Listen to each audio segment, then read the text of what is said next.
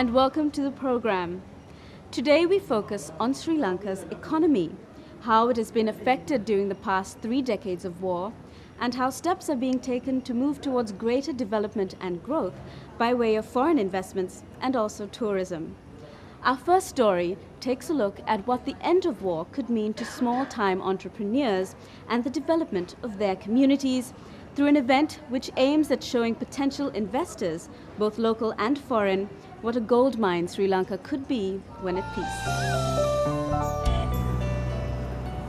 30 years of civil war in Sri Lanka has left its telltale marks. It has affected every sphere of life, from education to politics, from development to trade.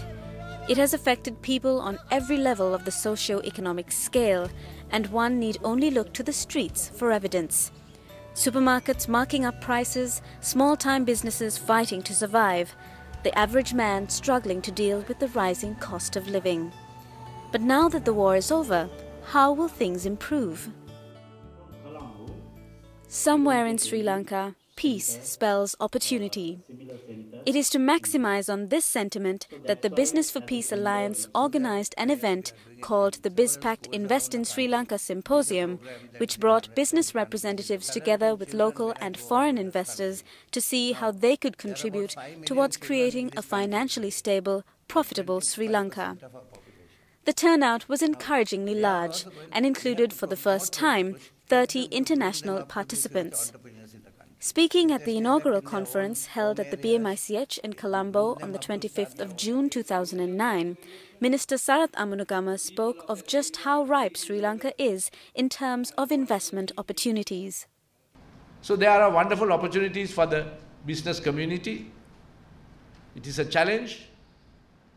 All this time the business community also could take refuge, like our investors, by saying, okay, it's not safe there, we can't send our people there, we can't take the normal business risk.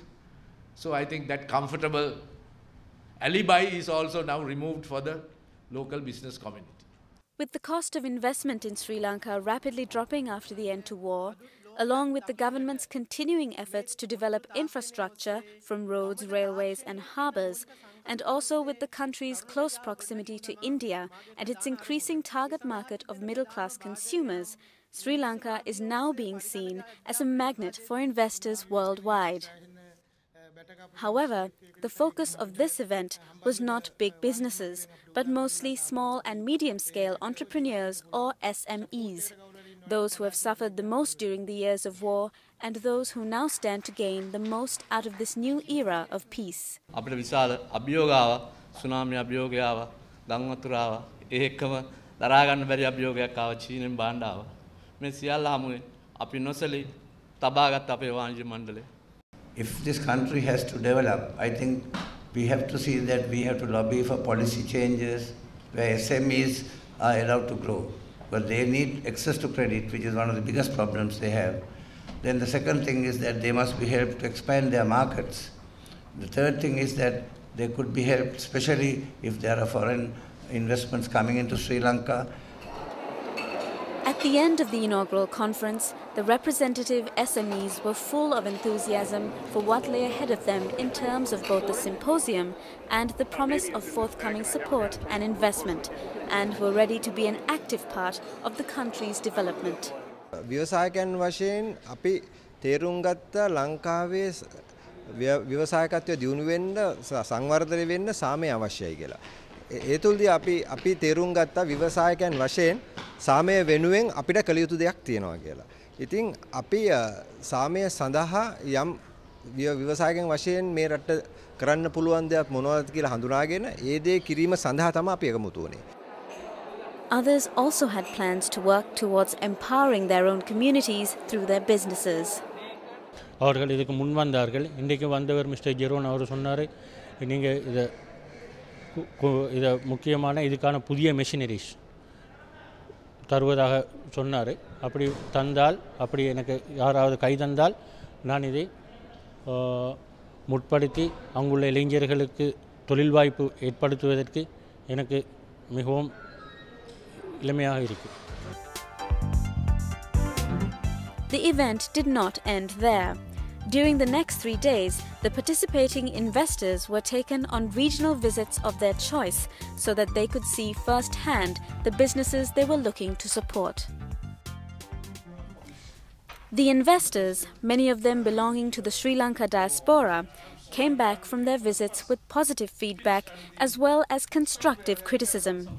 Several were impressed with the quality of products but admitted that regional businessmen along with their chambers would need a lot of support in terms of management skills, language skills, product innovation and efficiency if they wanted to be competitive on a global scale.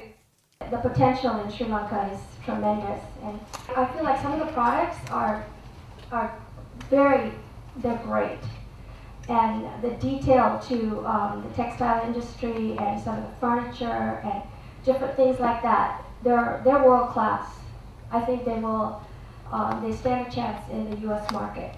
The picture is still very fluid. They need to be tight on how they do business. They need to be able to communicate. They need to build capacities in terms of infrastructure. They need probably a better building, a place to host people. The members themselves need to be able to have the kind of business skills to write proper project proposals, to be able to answer the questions. Thank you.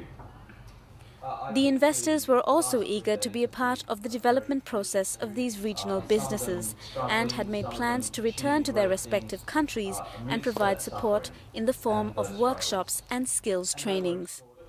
And I think they need all the support they can get. They need business management support, they need product design and marketing support, they need advisors and they need mentors.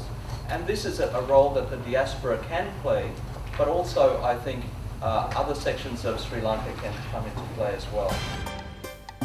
Provided that they are given the right support, these small and medium-scale entrepreneurs are ready to take advantage of the emerging window of opportunity to rebuild the nation, both economically and socially, through the development of their respective provinces and communities. Now that the war is over, there is an overarching hope that peace will translate into development and growth for a country that has been stunted economically for too long despite its massive potential.